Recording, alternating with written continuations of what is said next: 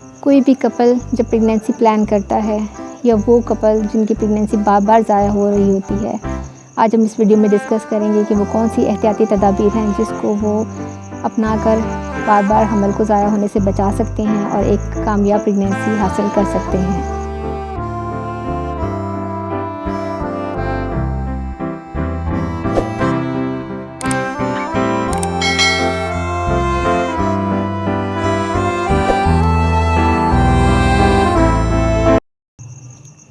अस्सलाम वालेकुम, मैं doctor Rabia Naeem, consultant gynaecologist and obstetrician.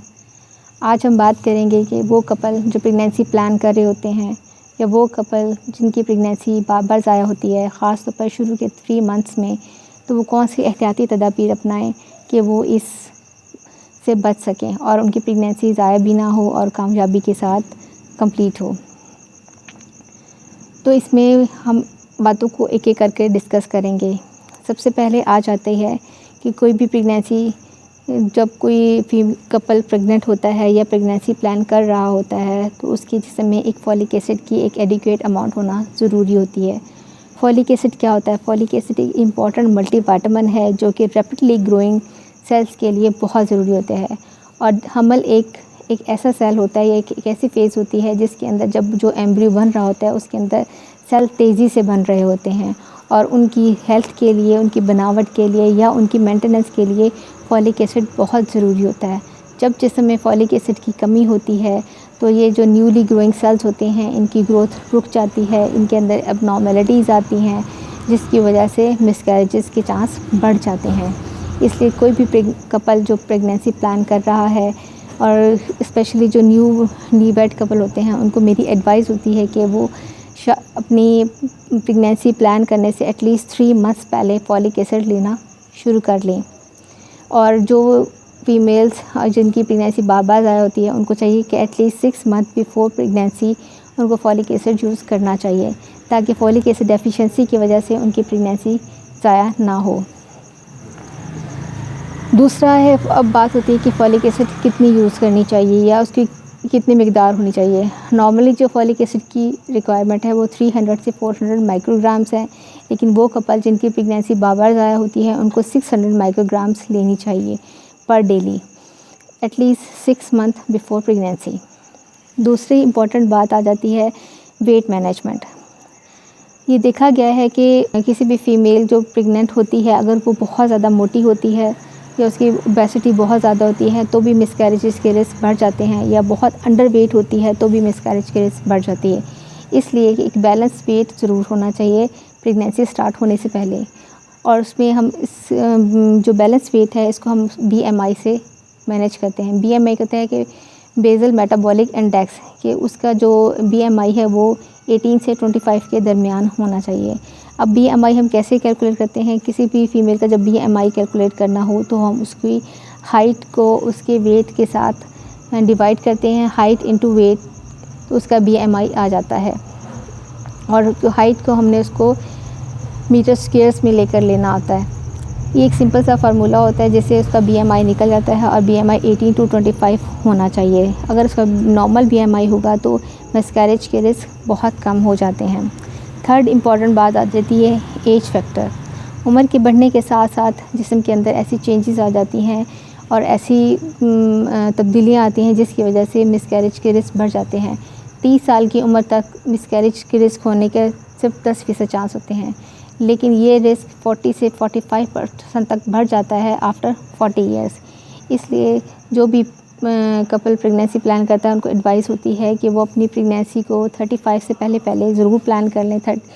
और 35 के बाद कोशिश करें कि प्रेगनेंसी प्लान ना की जाए। अपनी जितनी भी अपनी फैमिली को कंप्लीट करना है विदिन 25 to 35 एज के दरमियान में कंप्लीट कर ले, क्योंकि इस दौरान मिसकैरेजेस का रिस्क कम होता है, कंजेनिटल एबनॉर्मेलिटीज़ का रिस्क भी कम होता है और फीमेल प्रेगनेंसी को अच्छे तरीके से बर्दाश्त कर लेती है और बेबी भी हेल्दी होते हैं।